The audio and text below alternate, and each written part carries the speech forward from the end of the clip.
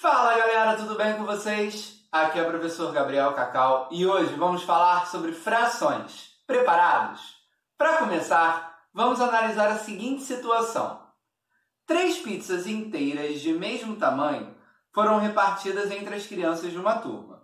Para isso, a turma foi dividida em 3 grupos com 4 crianças cada. Veja como cada grupo repartiu a sua pizza.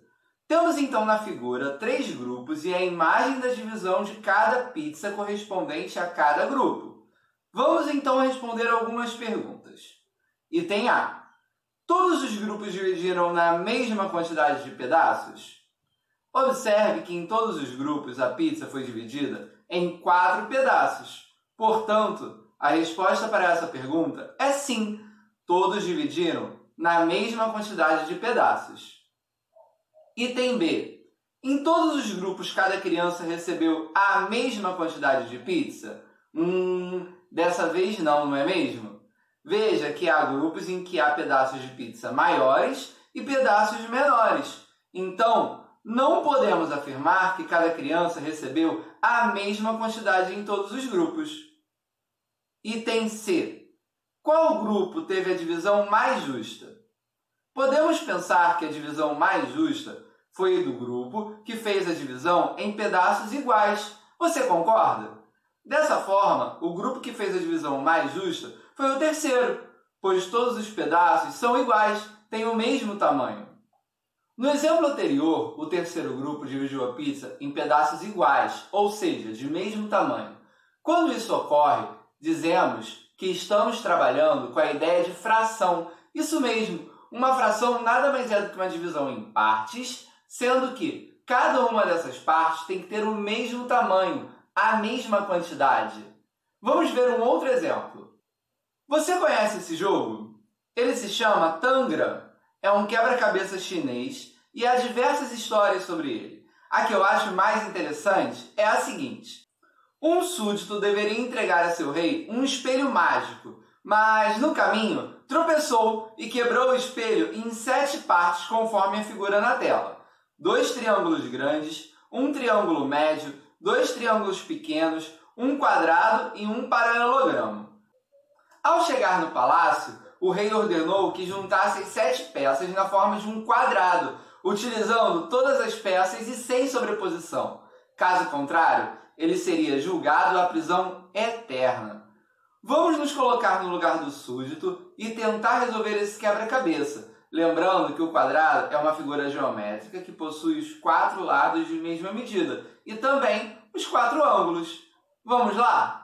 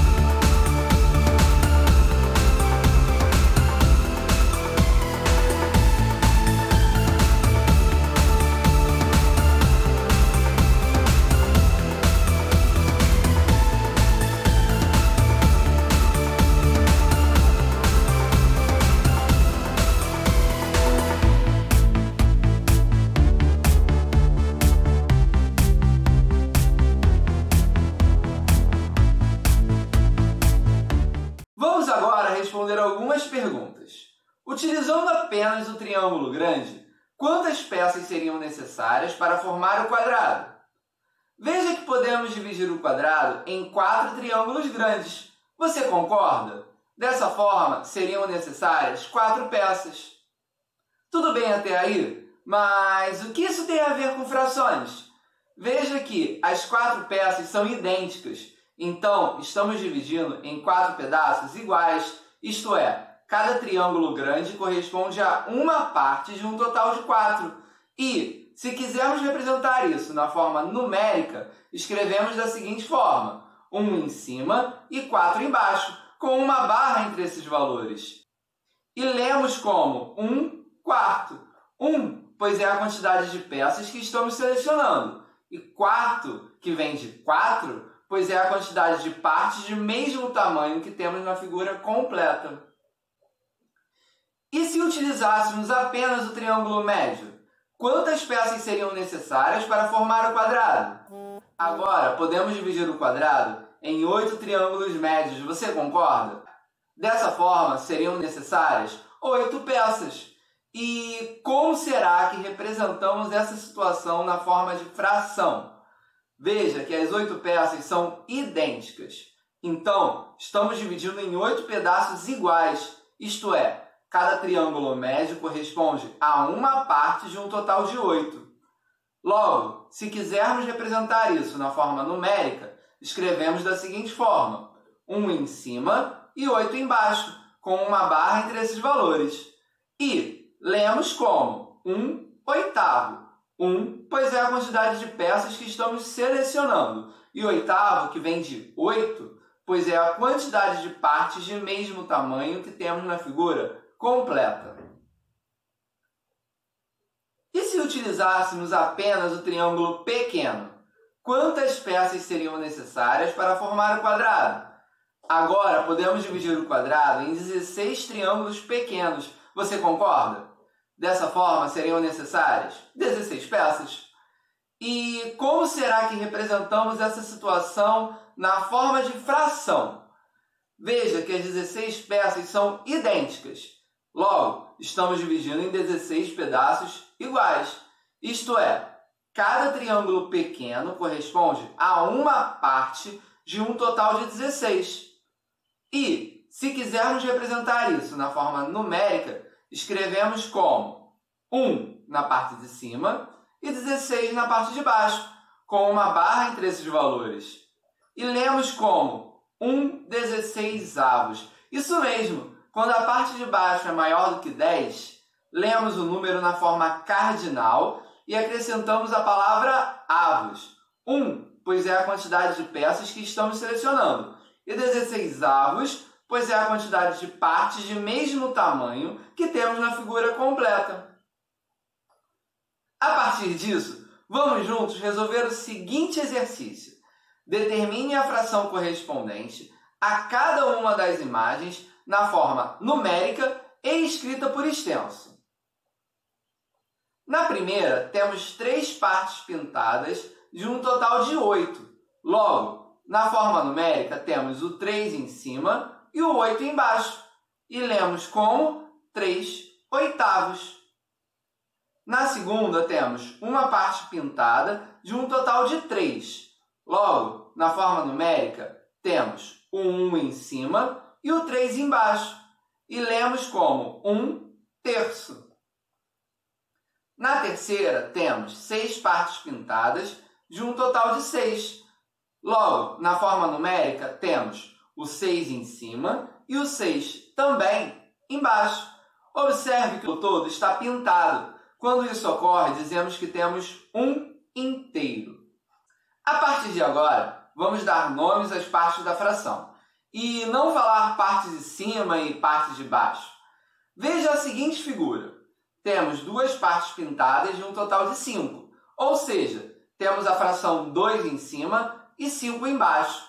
O 2 chamamos de numerador, pois ele está enumerando a quantidade de partes que estamos selecionando. O 5 chamamos de denominador, pois ele está dando nome à fração. Nesse caso, temos quintos. Bem legal, não é? A partir de agora, vamos comparar 2 frações. Como assim comparar? Vamos ver quem é maior e quem é menor. Qual fração é maior? 1/8 ou 1/4? Seria intuitivo da nossa parte dizer que 1/8 é maior que 1/4, pois 8 é maior que 4. Mas será que é isso mesmo? Você lembra das peças do tangram? O triângulo grande corresponde a 1/4 do quadrado, enquanto o triângulo médio corresponde a 1/8. Veja as figuras. Observe que a peça correspondente a 1/4 é maior que a peça correspondente a 1/8. Logo, podemos dizer que 1/4 é maior que 1/8. Ou ainda, 1/8 é menor que 1/4. Até agora, estamos calculando fração a partir de uma figura, dividindo em partes menores de mesmo tamanho. Mas será que eu consigo calcular fração também a partir de uma quantidade de objetos? Sim, vamos ver como? 2/5 da quantidade de bolinhas de gude de Juca são azuis. Se Juca possui 10 bolinhas de gude, quantas são azuis? Vamos analisar a situação. É dito no enunciado que 2/5 das bolinhas de gude são azuis. Vamos prestar atenção no denominador 5. Isso mesmo, o 5 significa que temos que dividir em 5 grupos.